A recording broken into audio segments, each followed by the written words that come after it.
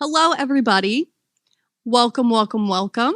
We are Hey, I'm Here, which, as you can see, is a youth-led community engaged in normalizing the conversation on mental health. So thank you for having us. We're really excited to talk about what we're doing.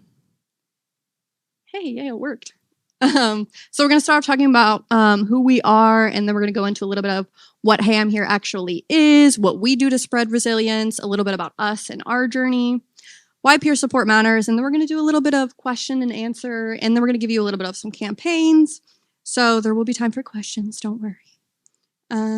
So I'll start off.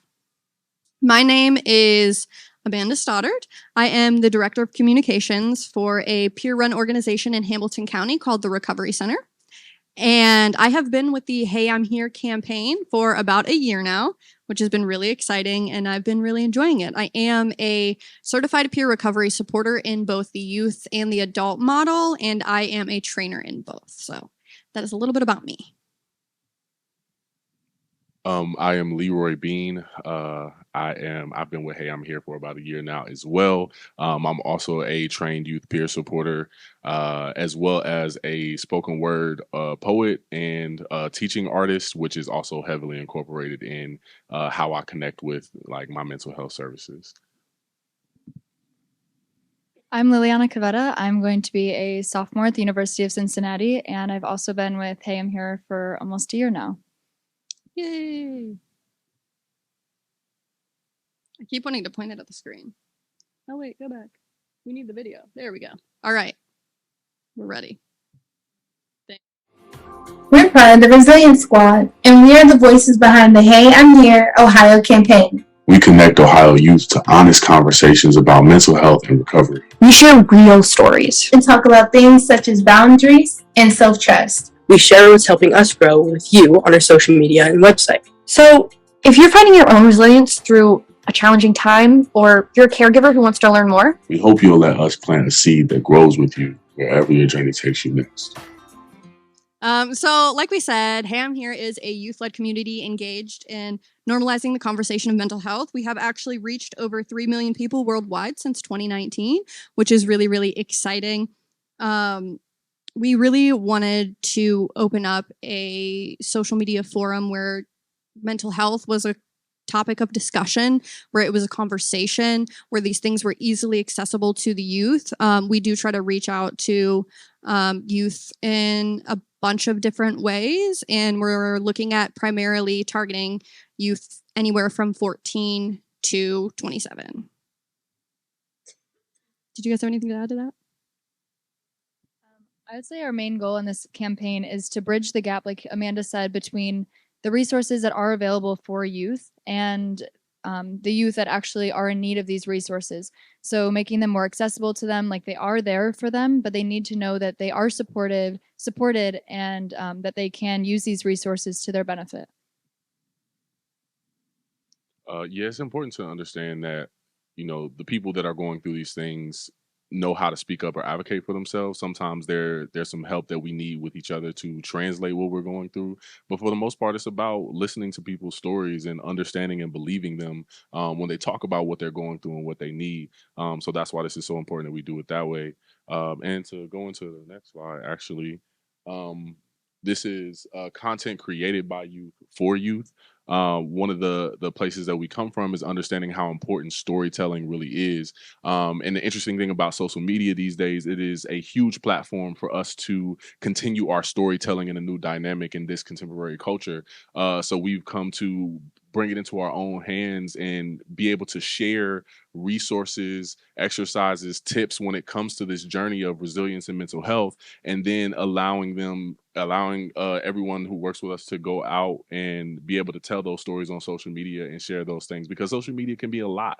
We digest so much information on a day-to-day basis, and sometimes it's hard to control what we receive from that. But you know, to help our place in helping balance that is sharing these healthy stories of resilience and recovery, and giving people the tools to be able to articulate that. Well said. Do you want to talk a little bit about the piece that you wrote here? Oh yeah. So this is a piece that I did that says, "When I feel beaten and life has me against the ropes, I have to remember why I fought back and won countless rounds thus far. So one huge thing for me in my journey is reminding myself that I have the tools and I'm constantly learning the tools to overcome my challenges on a day-to-day basis. And sometimes we just need that reminder that we can get through this, that we can make it through this, and that it's not going to be necessarily easy. But we do have loved ones, we do have people in our community that support us as we move on that journey. And having an intentional community in our spaces, in our resiliency squad, on social media, and just allowing ourselves to take these conversations to our friends and family around helps build that support system that continues to remind us and be a reflection of our resilience and what we've overcome so far. Very well said. Beautifully said. Yeah, I think the great thing about, Hey, I'm Here and the Resilient Squad is that the content that we share helps individuals, whether they be coping tactics, tips, and tools. So they are all really, really great tools for individuals to uplift themselves and to feel resilient in their mental health recovery.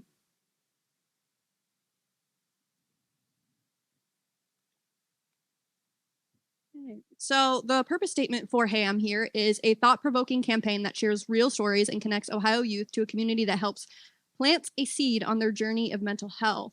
So like Leroy said, we want to be able to share stories. We want to be able to, my story is actually on the Hey, I'm Here website, as well as a few other of my peers, where I actually shared what I went through in my resiliency and how social media really impacted me, which you'll hear me talk about later. So it's really important to ground ourselves in that resilience and in that purpose. Did you guys want to add anything else? Personally, also, this campaign has allowed me to meet so many great people that also have like-minded passions as me. And once a month, we all get together and are able to talk about relevant topics. And it's my one time a month that I have time to reflect and learn new tips and coping strategies and ways to deal with trauma. And it's really important to, discuss this with people from all different types of backgrounds and experiences. We all go through real life experiences that are so different from one another. But like Leroy said, understanding and believing one another stories is really important as well. And I just want to add that we're talking about feelings here. We're talking about things that other people can't see or tangibly understand what you're going through. So it's important that people who are sharing these stories feel safe in sharing those stories. And it's important to have a culture that is hospitable for these seeds to grow once they're planted. So connection is such a huge important thing. Trust is an important thing. Feeling comfortable and safe in these spaces is important as well. So that's definitely a part of our values. I've learned a lot on my journey, but through, Hey, I'm Here and specifically the Resilient Squad, which we'll talk about next, I have learned so much. I really thought I, knew a lot, but then I came here and I was like, wow, there's so much more to learn. And I love that. So how we spread resilience, there is something that we like to do called the Resilient Squad, which is where we get together once a month.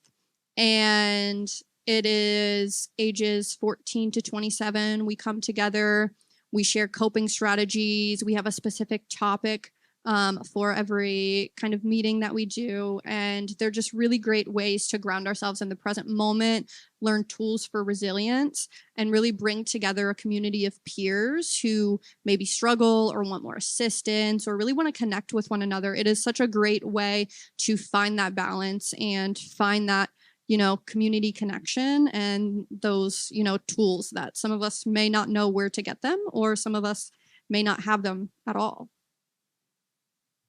And I think another important thing is that if you do have coping strategies that you use, this space is used to share them with others so that they can learn what works for you and try it out for themselves. And learning from each other has been probably the biggest impact on me. I've learned so much from even these two, on our meetings. And it's the first time we met in person, which I think is so cool, but just online on Zoom, just how much you believe and trust that person. And it's just such a safe space to connect every month and, just talk with these people that, come from such amazing experiences and what they've gone through. And yeah. Yeah, and it's the real time practice and application that really gets it for me, that we learn these tools and resources together on these calls. And then we talk about, you know, times in the past when we could have used these tools. And then we come back in the next month and we talk about how we did use those tools and how it's working for us now. And so we're growing together and we're really being able to build this new perspective together.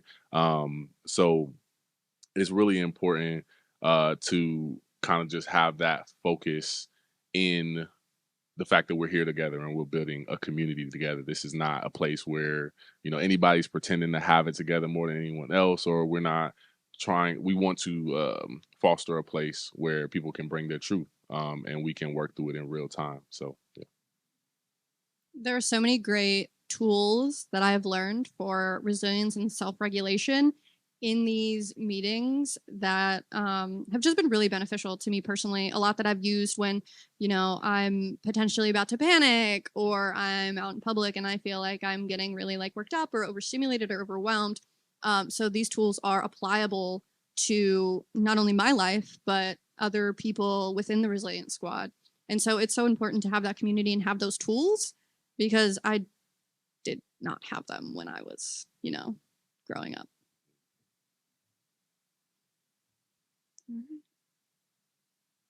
So the Resilience Squad has changed my mindset completely. From just this experience, I've grown a lot of self-trust and I feel like I've learned to tell myself it's okay.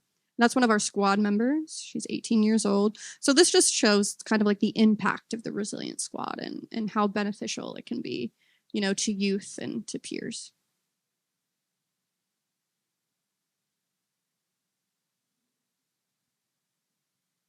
So now we're going to talk a little bit about our journeys. We're going to start with Leroy. For sure. So for me, my journey really started in 2014, and at that point, I had just dropped out of college. I had gotten into a car accident, got laid off from my job. Like everything just felt like it was crumbling around me, and I didn't really have too many places that I felt like I could turn to at that moment.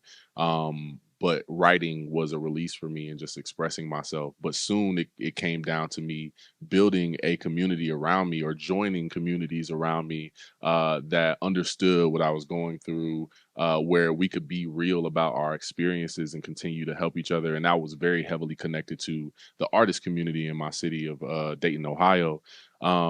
And as I began to kind of build as an artist and understand how important it is for me to share my stories, whether it's through poetry or just casual conversation with people that I'm close to, I found out through a friend of mine named Juanita that this was technically peer support. And like she asked if I wanted to know a little bit more about how that process is intentionally applied to your life. And so she invited me to some trainings in which I just kind of fell in love with at that moment, and realizing that like there is a space where people intentionally gather to support each other on this journey of resilience.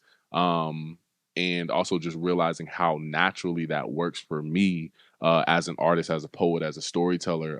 It's what I'm passionate about. It's what I want to give to youth that I teach, the ability to articulate their story and their emotions, their experiences, so that they can talk about it. Because that's one of the first steps, is just being able to actually talk about it. And then on top of that, the fact that this was accessible virtually, it felt like the mental wellness world was adapting to where we're moving with this culture as far as technology and things like that. And we found a way that, helps work for us. And so I've been a part of this peer support journey for this total, I think it's been 3 or 4 years. So yeah, it's something that I don't think I could see myself without, because being present through this journey is an everyday thing for me living my life. So it's important that it's incorporated in uh in the things that I do with my community, whether that's at work, whether that's at home, friends, or anything. I always try to bring a little bit of peer support in that environment, because we can't leave our human experiences at home when we step into these spaces every day. So it's important to know how to hold those practices in our everyday spaces that we enter. So it's my journey. I would say my passion for mental health started in 8th grade. I was invited to a leadership summit held by Lake County Youth Council, and they discussed suicide, substance abuse, and mental health. And that was my first exposure to like what mental health is, what like the actual issues with substance abuse that the youth were going through, and like the suicide rates. That was kind of the first time that those numbers had been on the board in front of me. Because there's no class that teaches you, that this is a problem. And I just fell in love with all those students that were sharing their stories and sharing the information and knowledge that they learned to all these students. There's like 200 to 300 students at the summit. And so I reached out and joined my freshman year of high school and was a part of it throughout my high school and learned so much. And that was my first exposure to actually speaking to students about substance abuse. And when during COVID, we talked about healthy relationships as, family relationships kind of took a toll, I think, on a lot of people. And being able to discuss this really is important to me. I think I was kind of blindsided until I was introduced to this summit. And so I think spreading the knowledge to all of youth is really powerful, and being able to speak to it too from experience has been really meaningful. And after high school, I did not want to just stop. I wanted to be involved in something. So at the University of Cincinnati, they have something called Bearcat Support Network, and it's a peer-to-peer support group that meets every week. And I'm a facilitator for it. And it was my first year, and I'm so glad I joined. I remember when I joined Lake County Youth Council my freshman year, after our first meeting, I went back home and wrote in my journal, this is the best decision I've ever made. I'm so happy that, I went and I reached out to join this. And I don't know, that just makes me really proud. Now looking back, seeing that I'm still doing what I love. So that's also really proud moment for me, I guess. And yeah, so now I'm a facilitator. And this past year, we offered 95 hours of support to students at University of Cincinnati. And just being able to be a safe space for those students, to come to and trust, even if you're not going through a stressful time. College can be very lonely. And I think a lot of students just feel very overwhelmed at times, and they don't know who to turn to. So this support group really was there for anybody. You could come just for a friendly face to talk to, or if you were going through a tough time, to come and sit and support. We had games if you didn't want to, have a too deep of a conversation, just wanted to keep it light. But yeah, so I'm really happy that I was able to provide that this past year, and I'm going to continue to do so. Thank you both for sharing, and thank you for being vulnerable. My journey starts before I could even remember, probably in utero. I've struggled with mental health for most of my life, and a big, reoccurring theme that, throughout the trauma that I experienced in my life was I feel so alone. I would just like to be heard. I would just like to be seen. And so that has kind of always been a driving factor in my life. So throughout high school and, the school system, I didn't have very many resources. I lived in an environment where it was very stigmatizing to ask for help and, just put your shoes on and go to work, and that would just cure everything. So that was kind of the environment that I grew up in when I was really dealing with these deep-rooted traumatic issues that I was going through. And so, like Leroy, I am also a writer, and writing has been something that has grounded me through most of my life.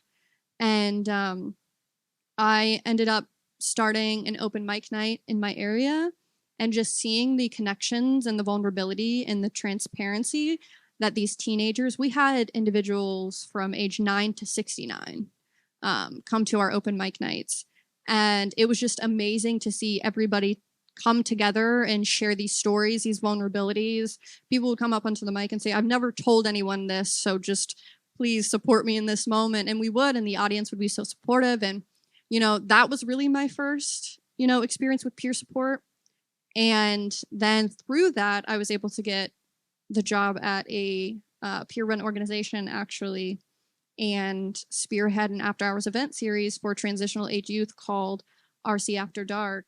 And then very shortly after that, I got certified in peer recovery support for the state of Ohio. And then Q was actually my trainer when I did the peer support training. So it's always been something that's been, really fulfilling to me and has really kind of driven me. I think in my journey specifically, social media really did save my life. And not a lot of people like to talk about the huge, huge, huge benefits that it brings. I was in the very interesting cusp where I had to yell at my mom to get off the phone so I could use the internet.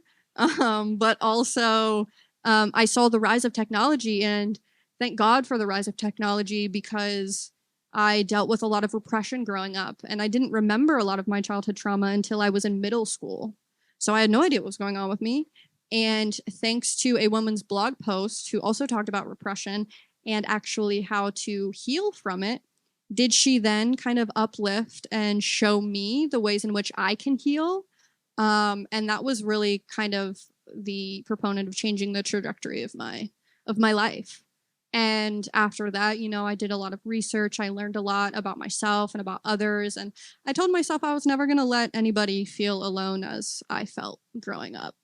And so that's kind of why I, decided to get into peer support and doing the open mic and making sure people had those kinds of connections. And that's why Hey, I'm Here is such an amazing thing, because of the fact that it gives these youth the tools that they need to really uplift and support themselves in their resiliency, things that I wish I would have had. Like sometimes, nobody knows this is like a transparency share, but sometimes after these resilience squads, I will literally log out and just cry and just sob, because of the fact that it's just so beautiful to see all of these, young people sharing their stories and their vulnerability.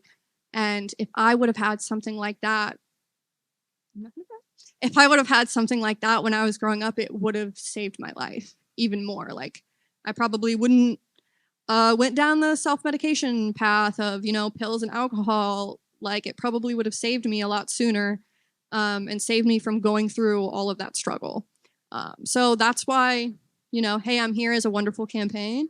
And that's why peer support is so important, which we're going to talk about next. So peer support, why it matters. In 2019, more than 1 in 3 high school students experienced persistent feelings of sadness or hopelessness. I actually have some more statistics for you that aren't up there that I wanted to share with you. 60% of youth with major depression did not receive services in 2017 to 2018. And young adults 18 to 25 have the highest prevalence of active mental illness, 29.4%, compared to adults aged 26 to 49, which is at 25%, and 50 years and older, which is 14.1%. So peer support is extremely important, especially between the ages. I specifically think transitional age, youth ages, but even middle school and up, because a lot of those services are geared towards very young people, or they're geared to older adults. And that's kind of what happened to me, is I was a part of a gap in the system. And so peer support is extremely important to connect individuals, foster those connections, uplift them. The youth peer support training that I've done has been so beneficial to the people that I've trained. And it's just really, really important that these kids see that they have that kind of connection, and they have that community, and they have that one person that's rooting for them that actually knows what they're going through. I can't tell you how many times I sat down with a school counselor and they just sat there and goes, "That sounds really hard," and then offered me absolutely nothing. And so providing peer support for youth and providing that peer support is so beneficial, because these youth, they've gone through things, or they have a huge passion for mental health. And so they are ready and willing to help other people because it's important to them. And it's something that really speaks to them and their experience. And when I was in college, I wish I would have known about the Bearcat Support Network, because I also went to UC, the University of Cincinnati.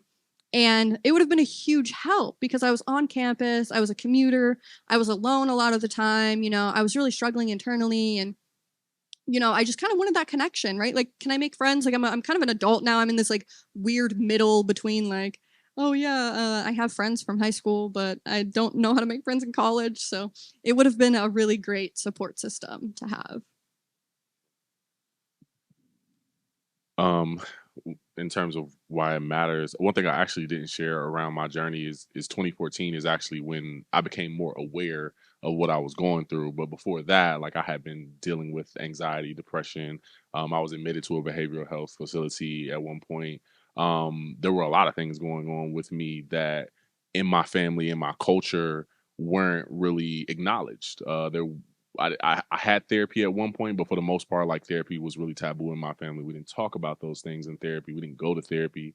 I didn't get screened for any type of like mental illnesses or disorders. I just kind of had to make it work, and walk through life. And just most of the time, I spent myself convincing myself that you know this is all in my head and that I just need to get over it and keep going. And like that adaptation, that survival instinct kind of like got me through that moment. But once I found out and actually started to talk to people around me, because that's where I found out this information, that's where I found out what the truth was around dealing with mental illness, was in my community, was with my peers, with people who were doing the work with themselves, with others. So if it wasn't for storytelling, if it wasn't for sharing these types of experiences in my community in these different ways, I don't know how long it would have been before I found resources, before I found an understanding for my experience and what I was going through, instead of like continuing to live in my head for however long. So Back to like peer support at UC, the people that come and start talking about like what they're going through, it's not always about like responding to them and giving them solutions. I think that's what also a lot of people, when people start telling them their story or like explaining their trauma or stress they're going through, they want like to give solutions, and that's not always the thing that people need. They just need somebody to listen. And so BSN is just that place that you can go and you will be heard and listened to. And I also feel that in the campaign as well, in our resilience squad, whenever you're speaking, everyone's listening, everyone's giving, heart reactions, the snaps of the fingers, listening to your story. And I think that's like really powerful, especially coming from other students, going to an advisor, being like, hey, this is really hard. I'm going through a tough time. Like you said, they'll just be like, yeah, it's pretty hard. College is tough. But coming from another student, like, and they understand what you're going through, and yeah, just to be able to share your story. And even if you don't know what they're going through because you haven't been through it, to still listen and empathize with them. And yeah. Which leads us to our next slide. It's important knowing there are people out there who relate to what I'm going through and feeling the things that I'm feeling. So the ways in which we do this through the Hey I'm Here campaign is we have the Resilience Squad. We do, social media posts. We have blog posts on the website. There is a whole content creation plethora of content that exists online for youth to absorb, to take with them, to really help uplift them in their journey. And it's accessible to them, really anywhere, which is the great part of this campaign. Like there are things for young kids, and then there are things for older people. As you all kind of age out of youth, what are you going to create? Or how are you going to continue the community? I think that's a great question, because oftentimes in like foster care youth systems, after 18, you completely drop off and you're just on your own. You're just by yourself. There's no resources there for you to connect to, which is why peer support is so great. With the Hey I'm Here campaign, we don't necessarily offer resources. We more offer tools, but there is a lot about the campaign that is helpful. I specifically do an after hours event series for transitional age youth, 18 to 25. And so I also connect them with the Hey I'm Here campaign to have something to take away with them after our events, so they can really get that outside support. And, just through peer support, the greatest thing about it is shared resources, right? You could meet somebody that's been through similar things as you, and they're like, oh, this is what's worked for me. So, it could potentially work for you. And just getting that shared resource is huge. For me, as someone who's pretty much like going through that transition right now. I am stepping into more of like a leadership role to provide tools of my own. So again, I'm a writer. An original writing, creative writing workshop that I came up with is called Write to Heal.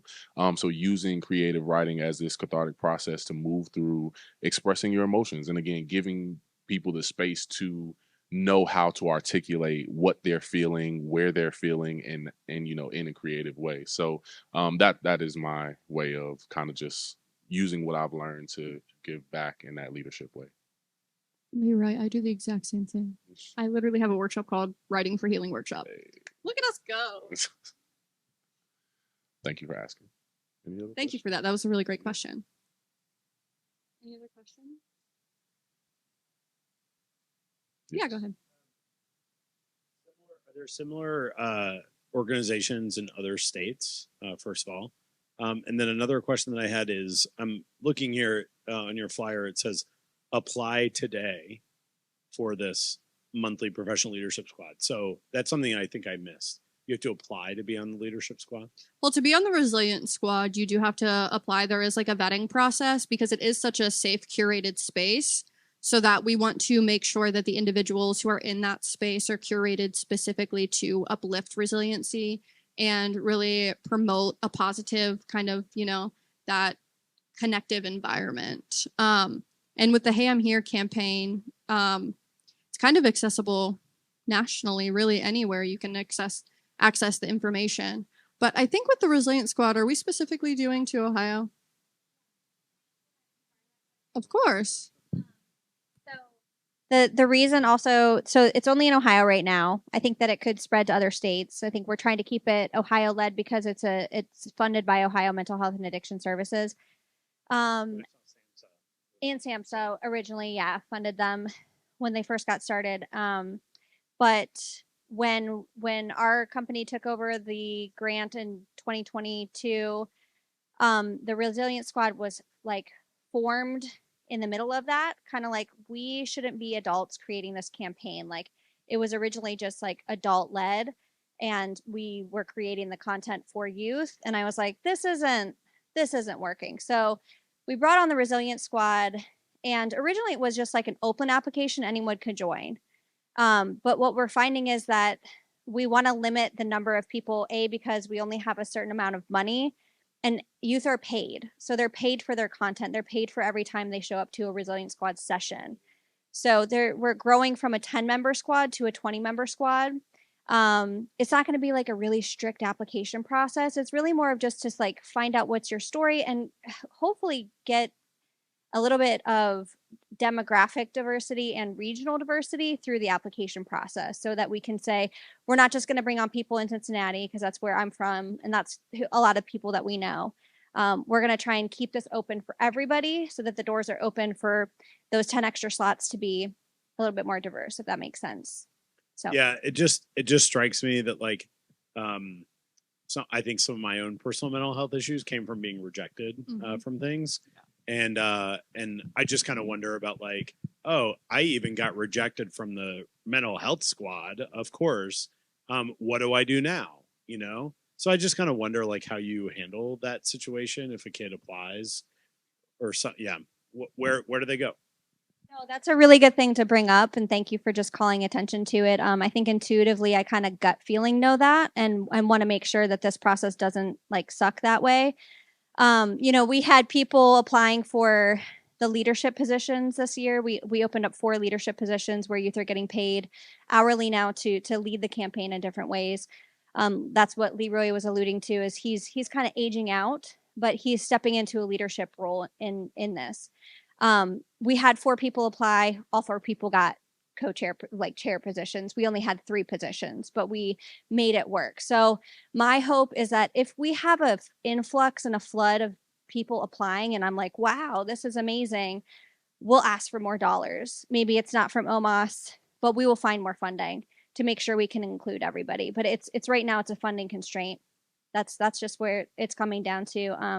And I'm going to keep thinking about your question and think of good ways to make sure it's not a sucky Yeah, process. that was really great.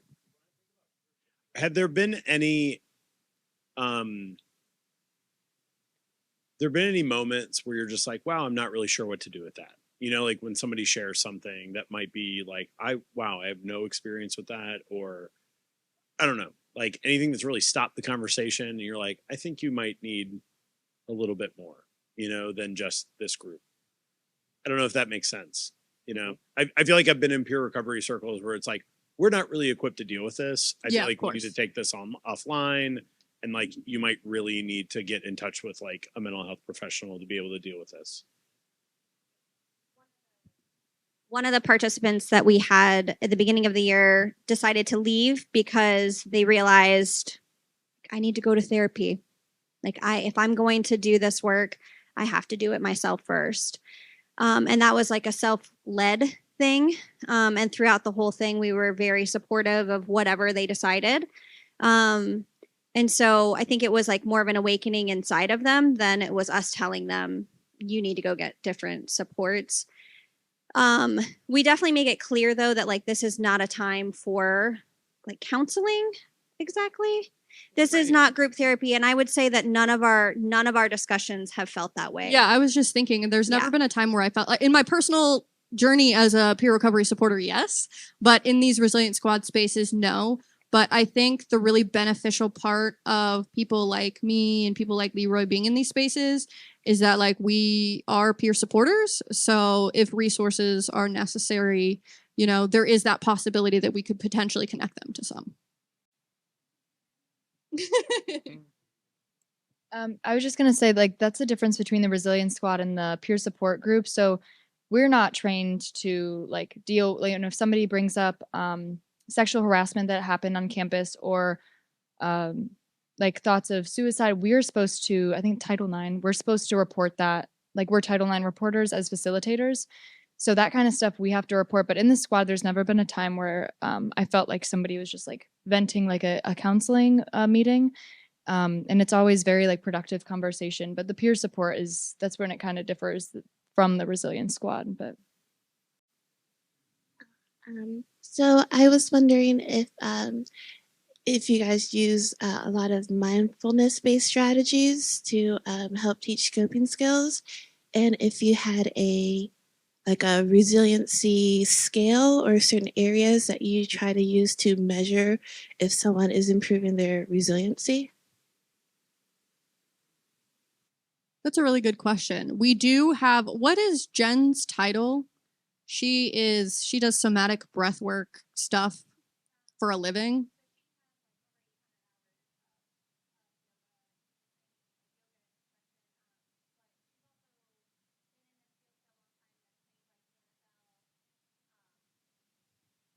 Our resilience coach is extremely experienced in mindfulness-based practice. Basically, she's a co-founder of a yoga studio and a mind body studio in Cincinnati. And she's trained like the NFL. She's trained veterans. She does a lot of work with youth who are experiencing like juvenile detention kind of situation. And so she's just comes from that background. She has her own company around self-care, resilience, and mind body. So like everything she brings to the table is like from this expert realm. And her goal is to teach these specific trainings to the youth so that they can provide that training for other youth online, so that they can take what they learned and kind of regurgitate it back in their own way, in their own style on TikTok. So it's not her training, it's them. And then what was your second question? If there's a scale, our surveys for this year were really around feelings. How do you feel before and after? I think the most common feeling coming in was tired, and the most common feeling coming out was excited.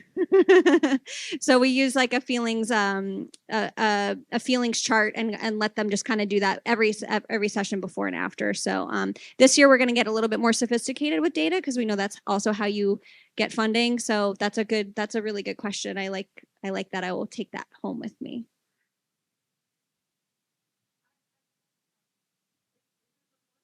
Am I gonna perform? I do. I thought about it, and because you asked, is everybody okay with that? Do it. Okay. All right. Do you want to take the podium? Should I do that now? Is that? Okay. Let's see. It's all right. I keep some in my pocket at all times. I love that. I think this is pretty relevant. This is a piece that I typically always start my performances off with, because poetry for me is not the stereotypical poetry for some people. It's not always this light, bright rainbows and good times, it's real stories, real experiences. Some people are so excited or like pulled into those experiences that they forget that we are still real human beings that may actually still be moving through these things. So just kind of keep that in mind as you take a listen, and feel free to eyes open, eyes closed, however you want to receive that. I also work off of an energy exchange. So if anybody feels comfortable to snap or clap or respond, that lets me know I'm doing all right. So if I suck, it's y'all fault. All right? Cool. Poetry be like, here are my demons. Prior to clapping, the crowd lets out a so deep it turns their stomach to sinkhole. And yet, calm and professionally, I present them.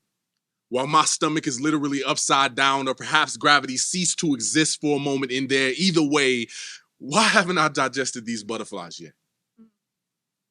And echoes of, well, why are you nervous? Bounce off the walls of mouths who were under the impression that I was beyond anxiety. But I ain't.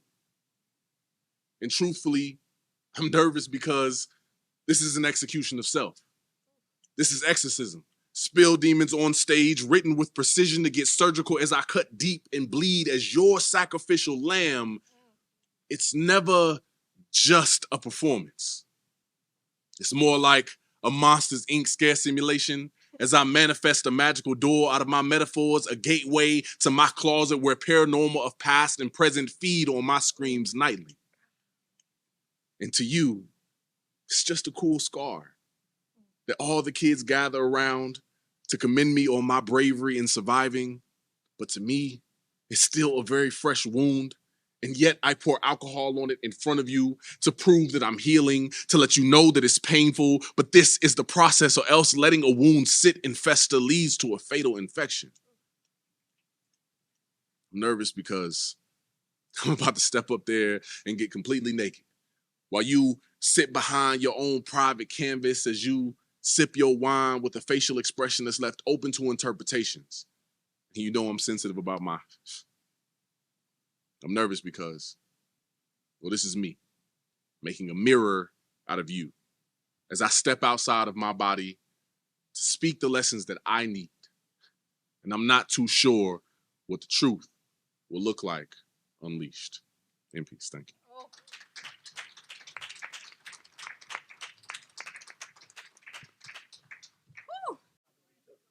I was just going to ask a wrap-up question and just see what y'all's favorite experience you've had working with Hey, I'm Here was. For me, I really enjoy all the tools that I get. So there's one exercise that I really love called 1 foot, 1 foot, 2 feet, which I'll demonstrate for you guys really quick.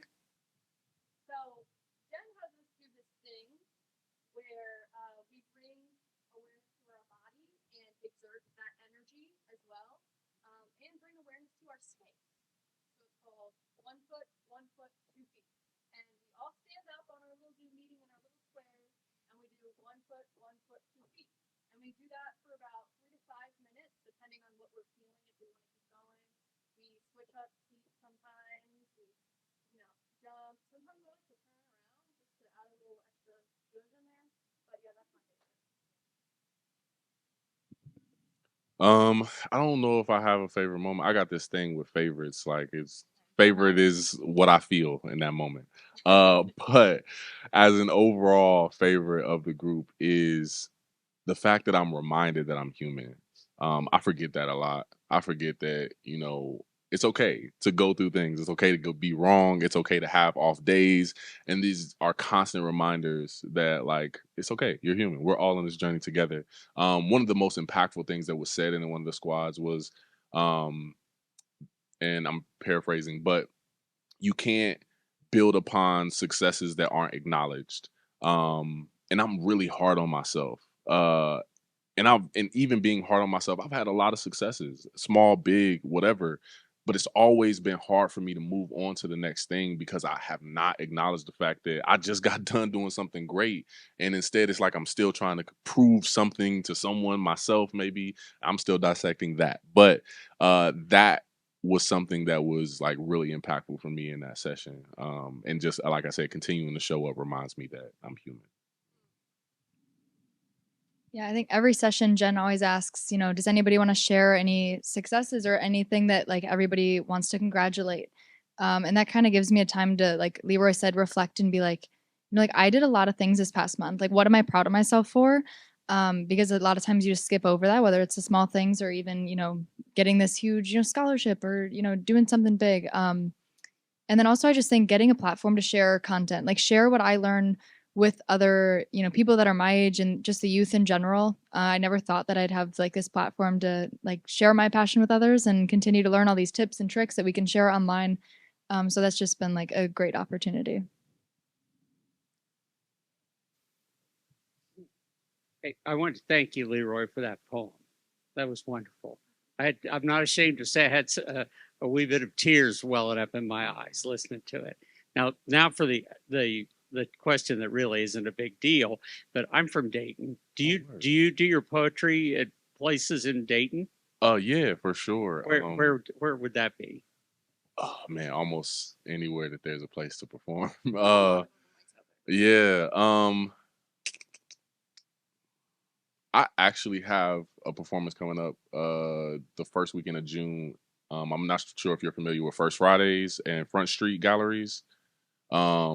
Yeah. It's called Front Street, but it's on Second Street. It's weird. Uh so it's like these huge warehouses down there, and like there are studios that are occupied by a variety of different artists, and like every first Friday of the month people just come and flood down there and see all the different studios and galleries. So I'll have actually a performance there June 2nd. But I also do performances at the Dayton Live Theaters down there, local coffee shops like Third Perk. There's another venue called Yellow Cab. They do an open mic first and third Sundays. So I might show up there sometimes as well. And then I also produce my own events. So whenever we're in a space of producing a local show, we might pop up at any one of those venues. So yeah. Oh yeah. Got you. Everybody has their own take on First Fridays. But yeah, that one's at Front Street. Thank you for asking. And thank you for listening to the poem. I appreciate you for sharing that for sure. Everyone, thank you so much for all Thank the wonderful you. questions.